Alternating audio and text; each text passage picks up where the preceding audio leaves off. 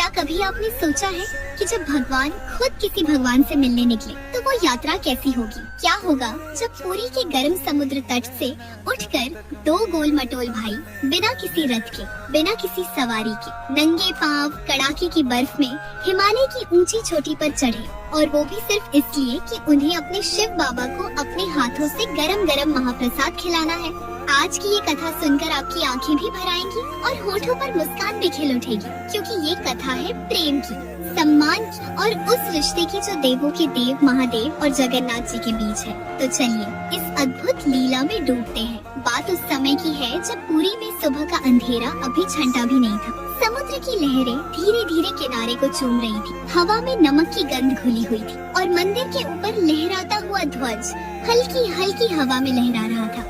सारा पुरी धाम अभी गहरी नींद में सोया हुआ था, पर उस मंदिर के भीतर जहाँ हर रोज हजारों भक्त माथा टेकते हैं, वहाँ कुछ अनोखा हो रहा था। अंधेरे गलियारों में दो छायाएं दबे पांव चल रही थी, एक आगे आगे एक पीछे पीछे। आगे वाले के हाथ में एक बड़ा सा थैला था जिसमें से गरम गरम खीर की मीठी मीठी खुशबू उठ रही थी। वो थे हमारे कालिया ठाकुर, स्वयं भगवान जगन्नाथ जी, और उनके पीछे थोड़ा हाँफते हुए, थोड़ा लड़खड़ाते हुए चल रहे थे उनके बड़े भाई दाऊ दादा बलभद्र जी। दाऊ दादा धीमी आवाज में बोले, अरे कन्हैया, तू मरवाएगा मुझे किसी दिन। एक तो इतनी सुबह का वक्त है, ऊपर से ये महाप्रसाद लुका छिपी करके थैले में भरकर कहाँ ले जा रहा है, जरा बता तो सही। कालिया ठाकुर ने पीछे मुड़कर अपनी बड़ी बड़ी गोल आंखों से इशारा किया और फुसफुसाते हुए बोले, अरे दाऊ दादा, धीरे बोलो, धीरे, ना कोई सुन लेगा, बस थोड़ी दूर चलना है। और हाँ, इस थैले को जरा संभाल कर उठाना, इसमें से एक बूंद भी खीर बाहर नहीं गिरनी चाहिए। दाऊ दादा ने सिर हिलाया और बुदबुदाते हुए पीछे पीछे चल पड़े। पर अभी दोनों भाई मंदिर के बाहर का दरवाजा भी पार नहीं कर पाए थे कि पीछे से एक मीठी सी पर तेज आवाज आई, अच्छा तो ये बात है, ये रथ यात्रा के बिना ही यात्रा शुरू हो रही है, कहाँ की तैयारी है जी? दोनों भाई जहाँ थे वहीं ठिठक गए, जैसे चोर पकड़ा गया हो। पीछे मुड़कर देखा तो साक्षात लक्ष्मी जी खड़ी थी। उनके चेहरे पर मंद मंद मुस्कान थी, पर आंखों में शरारत भी थी और चिंता भी। कालिया ठाकुर ने तुरंत अपनी सबसे मीठी मुस्कान लगाई, वो मुस्कान जिससे पूरी सृष्टि मोहित हो जाती, और बोले, अरे प्रिय, कोई लंबी यात्रा नहीं है, बात बस इतनी सी है कि वो अपने शिव बाबा है ना, वो वहाँ केदारनाथ की बर्फ में अकेले बैठे रहते, दिन रात ध्यान में, न कोई उन्हें गर्म भोजन देने वाला, न कोई ठीक से पूछने वाला। मैंने सोचा कि बड़ों की सेवा तो करनी ही चाहिए, ऊपर से ठंड भी बहुत है वहाँ, तो बस ये गरम गरम महाप्रसाद उन्हें खिलाकर आते हैं। बस केदारनाथ तक ही तो जाना है, दोनों भाई जाएंगे और आ जाएंगे। लक्ष्मी जी ने अपनी आंखें चौड़ी की और हंसते हुए तंज कसा, अच्छा बस केदारनाथ तक? ऐसे कह रहे हो जैसे पड़ोस के मोहल्ले में दूध लेने जा रहे हो। यहाँ पुरी के इस गर्म समुद्र तट से सीधे हिमालय की बर्फीली चोटियों पर, और वो भी पैदल? मुझे तो दाऊ दादा की चिंता हो रही है, कहीं रास्ते में बर्फ का गोला न बन जाए बेचारे। दाऊ दादा ने सुनकर अपना मुंह बनाया, पर कुछ बोले नहीं। लक्ष्मी जी हंसी तो, पर उनकी आंखें इस लीला को देखकर भीग गईं। उन्हें पता था कि ये कोई साधारण यात्रा नहीं है, ये प्रेम है, शुद्ध प्रेम, जो एक भगवान को दूसरे भगवान की सेवा के लिए खींच ले जा रहा है। उन्होंने बिना एक पल गंवाए अंदर से दो मोटे मोटे लंबे लंबे कंबल उठा लाए। एक काला कंबल कालिया ठाकुर को पहनाया, बड़े प्यार से उनके चारों ओर लपेटा, और एक सफेद कंबल दाऊ दादा को ओढ़ाया। लक्ष्मी जी ने दोनों भाइयों के माथे पर हाथ रखा और बोली, जाइए, पर बड़ों की सेवा में खुद को ठंड मत लगा लीजिएगा, और हाँ, जल्दी लौटिएगा, मैं प्रतीक्षा करूँगी। और बस अगले ही क्षण पुरी का गुनगुना समुद्र तट पीछे छूट गया। लहरों की आवाज धीरे धीरे मध्यम हुई और अगले ही पल दोनों भाई केदार घाटी की तलहटी में प्रकट हो गए। जहाँ पुरी में समुद्र की गर्म हवा थी, वहीं यहाँ पहाड़ों से उतरती हुई बर्फीली हवा चेहरे पर चाकू की तरह चुभ रही थी। चारों तरफ बर्फ ही बर्फ बिछी हुई थी। ऊंचे ऊंचे पहाड़ सफेद चादर ओढ़े चुपचाप खड़े थे, जैसे ध्यान में डूबे हुए साधु हो। हवा का सन्नाटा था और उस सन्नाटे में बस एक आवाज गूंज रही थी, दाऊ दादा के दांतों की किटकिटाने की। दाऊ दादा ने अपना सफेद कंबल और कसकर लपेटा, पूरा चेहरा ढक लिया, बस नाक बाहर रही और बोले, बोलो मेरे कालिया, ये कौन सी लीला है? अपने उड़ीसा में कितनी बढ़िया धूप निकलती है, कितनी गर्म रेत है, कितना सुहाना मौसम रहता है, और तूने मुझे ला पटका इस बर्फ में। चल जल्दी से सीधे मंदिर में ही उड़कर चलते हैं, कुछ ना कुछ तो जुगाड़ कर। हमारे कालिया ठाकुर वो अपने काले कंबल में ऐसे लिपटे हुए थे कि बस उनकी बड़ी बड़ी प्यारी प्यारी आंखें ही बाहर दिख रही थी। वो आंखें जिनमें पूरी सृष्टि समाई हुई है, आज उनमें एक अलग ही चमक थी। एक बच्चे जैसी मासूमियत और एक भक्त जैसी श्रद्धा। ठाकुर जी बोले, अरे दाऊ दादा ठहर जाओ, ये मत भूलो कि शिव बाबा हमसे बड़े हैं और जब हम बड़ों से मिलने जाते हैं तो पूरे सम्मान के साथ जाना चाहिए, पूरी विनम्रता के साथ, न उड़कर, न रथ पर, न किसी चमत्कार से। आज हम अपने से बड़ों के घर जाएंगे, पर आम भक्तों की तरह पैदल एक एक कदम रखते हुए। बस यहाँ से चढ़ाई शुरू है। दाऊ दादा ने ये सुनकर अपना माथा पीट लिया दोनों हाथों से। पैदल? मेरे भाई, तू खुद गोल मटोल सा है, तेरे पैर इतने छोटे छोटे हैं, कैसे चढ़ेंगे हम इन ऊंची ऊंची चोटियों पर? ऊपर से ये बर्फ, ये फिसलन, ये ठंड, मेरी हड्डियां जम रही है कन्हैया। पर कालिया ठाकुर ने बस मुस्कुरा कर कहा, कदम बढ़ाओ दाऊ, महाप्रसाद ठंडा हो रहा है। और बस वो अपना थैला पकड़कर आगे चल पड़े। दाऊ दादा ने आसमान की ओर देखा, फिर नीचे बर्फ की ओर देखा, फिर अपने छोटे भाई की पीठ की ओर देखा और बड़बड़ाते हुए पीछे पीछे चल दी। क्या दृश्य था वो, जरा कल्पना कीजिए। ऊंचे ऊंचे हिमालय के पहाड़, चारों तरफ सफेद बर्फ की चादर, ठंडी हवा साई साई बह रही है और उस बर्फीली पगडंडी पर तो छोटे छोटे गोल मटोल भाई मोटे मोटे कंबलों में लिपटे हुए एक एक कदम बढ़ा रहे हैं। आगे आगे दाऊ दादा अपने सफेद कंबल में हांफते हुए, पांव घसीटते हुए, और पीछे पीछे कालिया ठाकुर अपने काले कंबल में अपने छोटे छोटे पैरों से बर्फ में गहरे निशान बनाते हुए। उनके पैरों में ना जूते थे न चप्पल, क्योंकि भगवान नंगे पांव ही अपने बड़ों के दर्शन को निकले थे। ठंडी बर्फ उनके कोमल चरणों को छू रही थी, पर उनके चेहरे पर कोई शिकायत नहीं थी, बस एक प्यारी सी मुस्कान थी। कुछ देर बाद दाऊ दादा ने फिर पुकारा, कन्हैया सुन मेरी बात, मुझसे ये पहाड़ नहीं चढ़ा जा रहा, मेरे पैर कांप रहे हैं, मेरी सांस फूल रही है, कोई रथ मंगवा ले, कोई पालकी बुला ले, कुछ तो कर। ठाकुर जी बिना रुके बोले, अरे दादा, पहाड़ की इस पतली पगडंडी पर रथ कैसे चलेगा? और देखो, मैं तो गिर थोड़ी रहा हूँ, बस ऐसे ही एक एक कदम। और जैसे ही कालिया ठाकुर ने ये कहा कि मैं गिर थोड़ी रहा हूँ, ठीक उसी पल उनका नन्हा सा पैर बर्फ की एक चिकनी चट्टान पर फिसला और वो धप से बर्फ में बैठ गए। हो, दाऊ दादा का कलेजा मुंह को आ गया। वो लपक कर भागे, अपना कंबल इधर उधर होता रहा, पर उन्हें परवाह नहीं थी। वो अपने छोटे भाई के पास पहुँचे और घबरा कर बोले, लाल ठीक है ना, कहीं चोट तो नहीं आई? देखा कहाँ लगी? पर हमारे ठाकुर जी, वो तो तुरंत उठ खड़े हुए, बर्फ झाड़ी और खिलखिलाकर हंसते हुए बोले, मैं बिल्कुल ठीक हूँ दादा, एकदम बढ़िया। और देखो, सबसे जरूरी बात, महाप्रसाद का थैला नहीं गिरा, एक बूंद भी बाहर नहीं गई। दोनों भाई वहीं बर्फ में खड़े होकर जोर जोर से हंसने लगे। उनकी हंसी पहाड़ों से टकराकर गूंजी और उस सन्नाटे भरी केदार घाटी में एक अजीब सी गर्मजोशी फैल गई। उधर बहुत ऊपर केदारनाथ मंदिर के गर्भगृह में देवों के देव महादेव अपनी गहरी ध्यान मुद्रा में बैठे थे। उनकी जटाओं से गंगा की बूंदें टपक रही थी, उनके शरीर पर भस्म लगी हुई थी और उनके चारों ओर एक दिव्य शांति का आवरण था। अचानक उनकी तीसरी आंख फड़की, ध्यान में ही उन्हें वो दृश्य दिखा। उन्होंने देखा कि उनका प्यारा कालिया, वो नटखट जगन्नाथ काला कंबल ओढ़े अपनी छोटी छोटी टांगों से बर्फ में कदम रख रहा है और हाथ में थैला पकड़े हुए है, जिसमें से महाप्रसाद की खुशबू उठ रही है। और उसके साथ उसके दाऊ दादा सफेद कंबल में बुदबुदाते हुए, पर फिर भी चल रहे हैं। शिव जी के होठों पर एक प्यारी सी बहुत गहरी मुस्कान आ गई। उनकी आंखें खुशी और वात्सल्य से भर गई, सजल हो गई। वो धीरे से बोले, अरे मेरा कालिया, मेरा लाला माँ कंबल ओढ़कर अपने छोटे छोटे नंगे पाँवों से मेरे लिए बर्फ में चल रहा है और थैले में मेरे लिए महाप्रसाद ला रहा है। अरे इसके प्रेम का क्या कहूँ।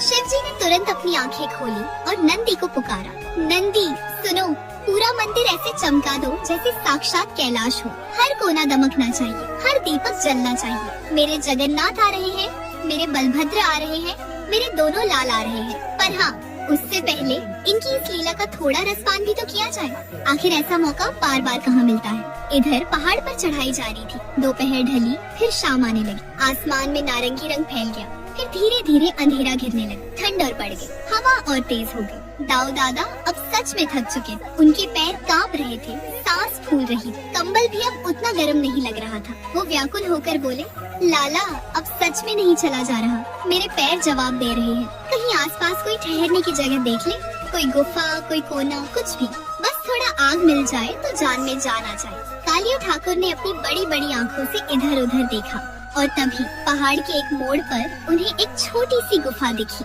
गुफा के अंदर से हल्की सी रोशनी आ रही थी और धुएं की एक पतली सी लकीर ऊपर उठ रही थी। कोई वहाँ आग जला रहा था। दोनों भाई उस गुफा की तरफ बढ़े। अंदर एक बूढ़े पहाड़ी बाबा बैठे हुए थे। उनकी लंबी सफेद दाढ़ी, शरीर पर मोटा कंबल लपेटा हुआ था और वो एक छोटी सी आग ताप रहे थे। आग की लपटें उनके चेहरे पर नाच रही थी, पर अगर कोई ध्यान से देखता तो उन बाबा की आंखों में एक अजीब सी गहराई थी, एक ऐसी चमक जो किसी साधारण इंसान की नहीं हो सकती, क्योंकि वो कोई साधारण बाबा नहीं थे, वो स्वयं महादेव थे। शिव जी स्वयं एक गरीब पहाड़ी बाबा का रूप धरकर बैठे हुए थे। कालिया ठाकुर ने बड़े आदर से अपनी सबसे मीठी आवाज में कहा, बाबा प्रणाम, बड़े दूर से आए हैं हम दोनों भाई, क्या इस आग के पास थोड़ी सी जगह मिल जाएगी? मेरे दादा ठंड से बिल्कुल जम रहे हैं, बहुत थक गए हैं बेचारे। बाबा ने अनजान बनते हुए ऊपर से नीचे तक दोनों को देखा और पूछा, कहाँ से आए हो बच्चों और कहाँ जा रहे हो? बड़ी अजीब गोल गोल आँखें हैं तुम्हारी और इतने मोटे मोटे कंबलों में लिपटे हुए हो, कौन हो तुम? कालिया ठाकुर बड़ी सहजता से बोले, हम तो अपने पुरी वाले घर से आए हैं बाबा, शिव बाबा से मिलने जा रहे हैं, केदारनाथ। वो हमारे बड़े हैं ना, और बड़ों से मिलने जाना तो बनता ही है। तो ये देखो, उनके लिए इस थैले में महाप्रसाद लाया हूँ, अपने हाथों से उन्हें खिलाऊंगा गर्मा गर्म। बाबा ने ये सुनकर जोर से ठहाका लगाया। उनकी हंसी गुफा की दीवारों से टकराकर गूंजी। बोले, शिव जी तो हर जगह है बेटा, पहाड़ पर भी, मैदान में भी, समुद्र के किनारे भी। हो सकता है कि वो तुम्हारे सामने ही बैठे हों और तुम्हें पता भी ना चले। आओ आग ताप लो, आराम कर लो। दाऊ दादा तो आग के पास पहुँचते ही पिघल गए। उन्होंने अपना कंबल फैलाया, आग की गर्मी को महसूस किया और 5 मिनट में ही घोड़े बेचकर सो गए। उनके खर्राटों की आवाज पूरी गुफा में गूंजने लगी, पर कालिया ठाकुर नहीं सोए। वो पहाड़ी बाबा दोनों आग के सामने बैठे रहे देर रात तक। आग की लपटों की रोशनी में दोनों के चेहरे चमक रहे थे। एक अजीब सी शांति थी उस गुफा में, एक ऐसा सुकून जो शब्दों में बयान नहीं किया जा सकता। कालिया ठाकुर ने अचानक बड़ी मासूमियत से पूछा, बाबा एक बात सच सच बताना, ये शिव बाबा बड़े नखरे वाले हैं क्या? इतनी ऊपर, इतनी कड़ी ठंड में, इतनी बर्फ में जाकर बैठे हैं। अरे हमारे वहाँ देखो, समुद्र के सामने हमारा घर है, गर्म हवा चलती है, धूप निकलती है, कोई भी रास्ते चलता आ जाए, सीधे दर्शन कर ले, ना पहाड़ चढ़ना, ना बर्फ में फिसलना। पर ये शिव बाबा ना, इन्हें पहाड़ की चोटी पर ही बैठना था। बाबा ने मुस्कुराकर कहा, लाला पहाड़ पर बैठना उनकी मजबूरी नहीं है, उनकी लीला है। और एक बात बताता हूँ, जिनको तुमसे सच्चा प्रेम है वो तो किसी भी पहाड़ को हंसते हंसते पार कर लेंगे, है ना? प्रेम में ना कोई पहाड़ ऊंचा होता है, ना कोई रास्ता लंबा। कालिया ठाकुर ने ये सुनकर अपनी बड़ी बड़ी आंखों से बाबा को गहरे से देखा। उनके होठों पर एक जानकारी भरी मुस्कान आई, जैसे वो जानते थे कि ये बाबा कौन है, पर कुछ बोले नहीं, बस आग की लपटों को देखते रहे। रात बीती, सुबह की पहली किरण ने गुफा में झांका। दाऊ दादा ने अंगड़ाई ली, आंखें मली और इधर उधर देखा। अरे कन्हैया, वो पहाड़ी बाबा कहाँ गए? कल रात जो आग तापने वाले बाबा थे वो कहाँ चले गए? कालिया ठाकुर दिल ही दिल में मुस्कुराए। उनकी आंखों में एक रहस्यमयी चमक थी। बोले, बाबा तो चले गए दादा, होगा कोई काम उन्हें, चलो अब हम भी चलें, ज्यादा देर नहीं करनी चाहिए, शिव बाबा इंतजार कर रहे होंगे। दोनों भाइयों ने अपने अपने कंबल कसकर लपेटे और फिर से चढ़ाई शुरू की।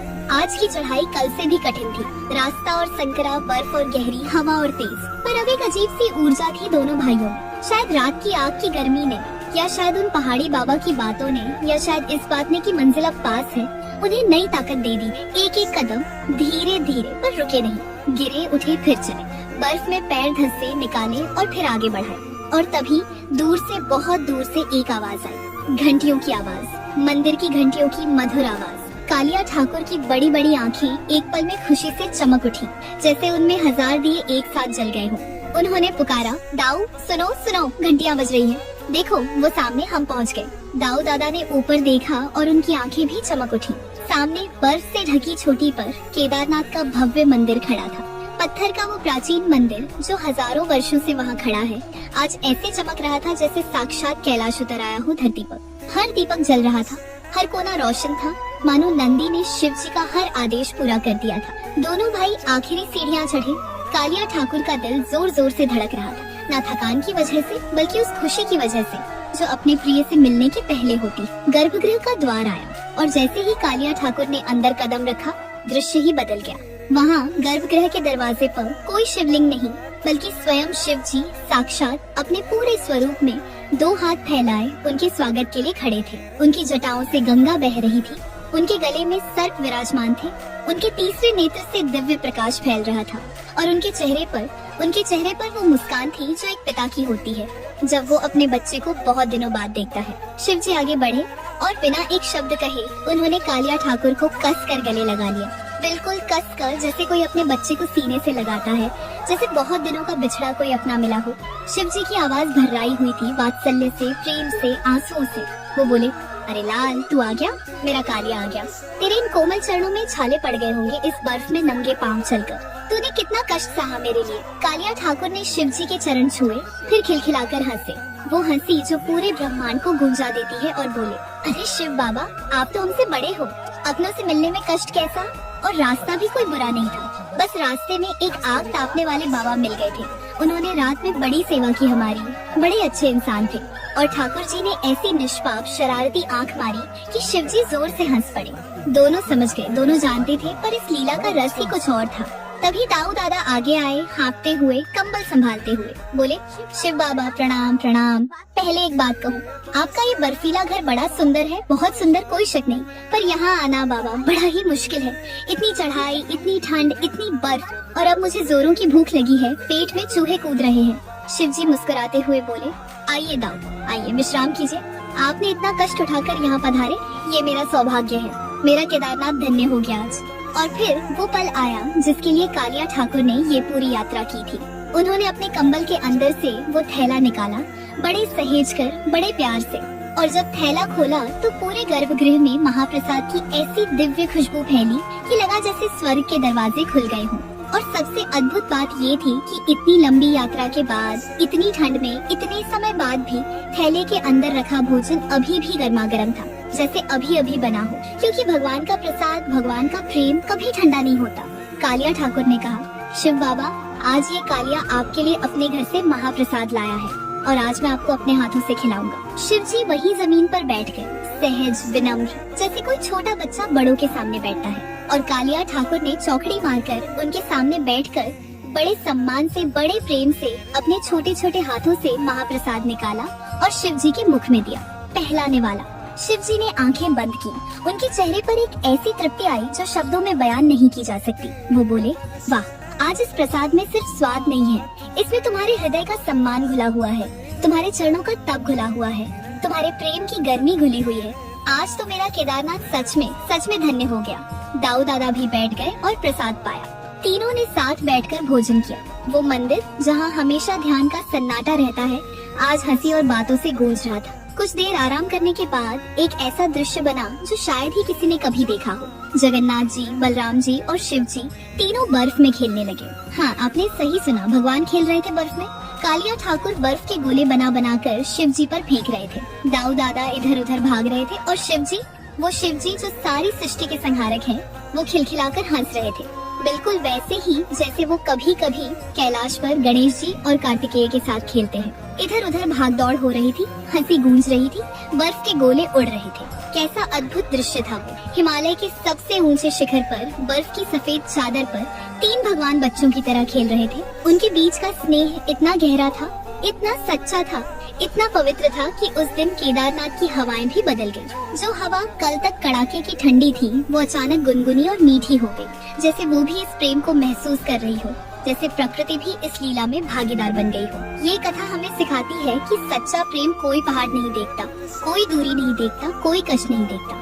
जब प्रेम सच्चा हो तो बर्फ भी गर्म लगती है, पहाड़ भी छोटा लगता है और रास्ता भी आसान हो जाता है। और बड़ों का सम्मान, उनकी सेवा, ये सबसे बड़ी भक्ति है, चाहे आप स्वयं भगवान ही क्यों ना हो। अगर इस कहानी ने आपके दिल को छुआ है, अगर आपकी आंखों में नमी आई है या होठों पर मुस्कान खिली है, तो इस कहानी को अपने प्रियजनों तक जरूर पहुंचाइए। इस चैनल को लाइक कीजिए, शेयर कीजिए और अगर आप अभी तक सदस्य नहीं बने हैं तो अभी सब्सक्राइब कर लीजिए ताकि ऐसी और भी दिव्य कहानियाँ आप तक पहुँच सके। बोलो जय जगन्नाथ, जय जगन्नाथ, जय माँ।